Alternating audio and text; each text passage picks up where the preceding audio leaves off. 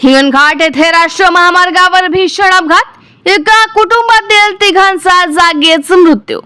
हिंगणघाट येथे नागपूर हैदराबाद महामार्गावर hotel Janvir Saguna factory जवळ आज भीषण अपघात घडलाय। या अपघातात एका कुटुंबातील तिघांचा जागीच मृत्यू झाल्याने परिसरात खळबळ निर्माण झाली आहे। मृतांमध्ये पती पत्नी आणि 6 वर्षाच्या चिमुकलीचा समावेश आहे।